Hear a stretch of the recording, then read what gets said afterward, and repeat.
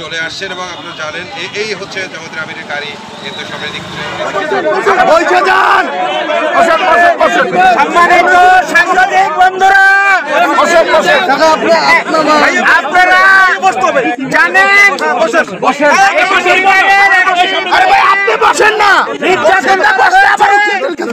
এবং তার বাবাকে মামলা করার অপরাধে হত্যা করা হয়েছে। বাংলাদেশ জামাত ইসলামীর আমির, জননেতা, বাংলাদেশের মানুষের গণমানুষের প্রিয় নেতা ডাক্তার শফিকুর রহমান এই খবর জেনে সঙ্গে সঙ্গে তিনি খোঁজ খবর নিয়েছেন এবং আজকে তিনি নিজে সশরীরে হেলিকপ্টার যোগে এখানে উপস্থিত হয়েছেন, দেখা করতে এসেছেন এবং পরিবারের সাথে সাক্ষাৎ করেছেন এবং তাদের খোঁজ খবর নিয়েছেন। এখন তিনি দেখা করার শেষে আপনাদের সামনে সংক্ষিপ্ত বক্তব্য রাখছেন। আসসালামু আলাইকুম ওয়া রাহমাতুল্লাহ। কেমন আছেন আপনারা? আমি বিশ্বাস করি আমার মতো আপনারাও ভালো। আমি ঢাকা থেকে এসেছি কয়েকদিন আগে। এখানে অত্যন্ত অবুঝ একটি শিশুর সাথে পশুরা যে আচরণ করেছে অত্যন্ত লজ্জাজনক বিষয়। তার বাবা এটার প্রতিকার চেয়ে একটা মামলা করেছিল। এই মেয়েটার জীবনের সর্বনাশ এর প্রতিকার চেয়ে, কিন্তু মামলা কেন করলো? ঝাল মেটানোর জন্য বাবাকেই করতে। আমরা এর নিন্দা জানাই, আমরা এটাকে ঘৃণা করি এবং এর জন্য আমরা দুঃখ এবং সমবেদনা জ্ঞাপন করছি। আমি জিজ্ঞেস করেছিলাম যাকে খুন করা হয়েছে তার স্ত্রীকে, ওনার নাম তো মন্টু রায় নাকি, হ্যাঁ, ওনার স্ত্রীকে জিজ্ঞেস করেছিলাম যে উনি কি করতেন। বললেন যে উনি মুদির দোকানের কর্মচারী ছিলেন। মুরগির দোকানের কর্মচারী না, ব্যবসা ওনার নাম একটা মুরগির দোকানের কর্মচারী। তিনি কতটুকুই বা আয় রোজগার করতেন এটা আপনারা বুঝতে পারছেন। তারপরেও তাদের সুখের সংসার ছিল, আয় যাই হোক, কিন্তু সেই সংসারটাকে একদম শেষ করে আমরা মানবিক দায়িত্বের জায়গা থেকে এখানে এসেছি। আমরা তাদেরকে সম্মান দেখাতে এসেছি। এই জন্য আমরা খুবই দুঃখিত। ঘরের ভিতরে আমরা আপনাদের অনেককে ঢুকতে দিতে পারিনি। আপনারা লক্ষ্য করেছেন আমার কিছু ঘনিষ্ঠ সহকর্মী ঢুকেছিলেন, একটা পর্যায়ে আমরা তাদেরকে অনুরোধ করে বাইরে দিয়ে দিয়েছি, কারণ আমাদের কাছে মা বোনদের ইজ্জতের মূল্য অত্যন্ত বেশি। আমি চাই নাই যে ওই মেয়েটা, যে মেয়েটা মুসলিম, তার মুক্তি করতে।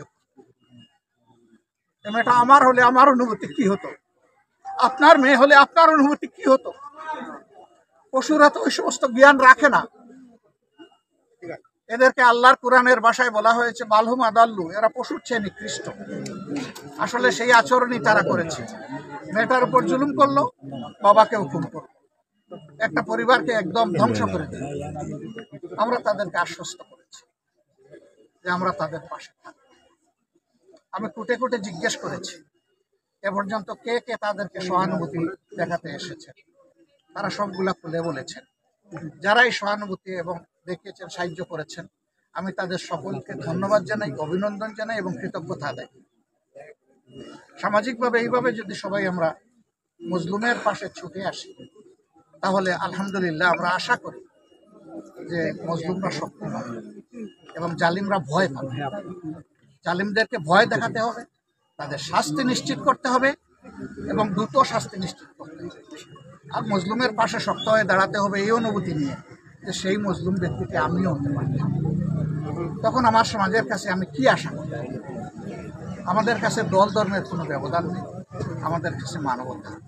মানবতা যেখানেই বিপন্ন হবে আমরা চেষ্টা করি সেখানেই গিয়ে হাজিরা দেওয়ার জন্য। মহান আল্লাহর পর ভরসা করে আমরা তাদেরকে আশ্বস্ত করে এসেছি আমরা প্রতি মাসে এই পরিবারের সাথে থাকব। তারা, এই বাচ্চারা তাদের বাবা জীবিত থাকা অবস্থায় যেভাবে চলেছে, এখন যেন তার চাইতে কমপক্ষে একটু ভালো চলতে পারে সেই দিকে আমরা খেয়াল করি। আমরা এও বলেছি কুলের ছোট্ট শিশু নবজাতক তার বয়স 18 বছর না হওয়া পর্যন্ত আমরা এই পরিবারের সাথে প্রতি মাসে আছি।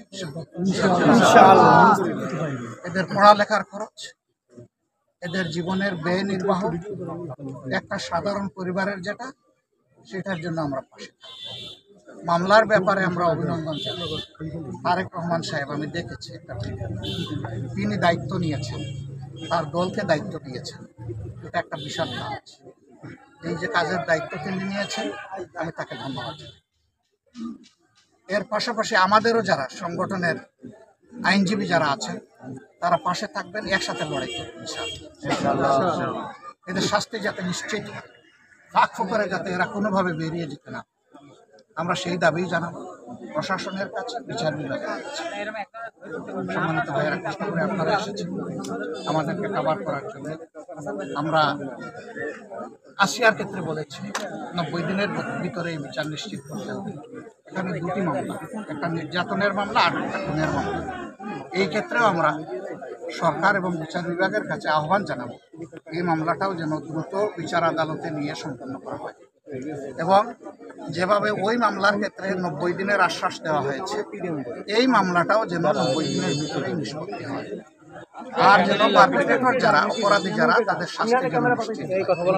আমাদের বার্তা খুবই পরিষ্কার, আমরা জালিমের বিরুদ্ধে এবং মজলুমের পক্ষে। এই যাত্রায়, অভিযাত্রায় আপনাদেরকে আমরা পাশে পেয়েছি, এই জন্য আমরা আনন্দিত। আমাদের বক্তব্যগুলো তারা জাতি এবং বিশ্ববাসীর কাছে তুলে ধরবেন। তাহলে মুসলিম মানবতা ইনশাআল্লাহ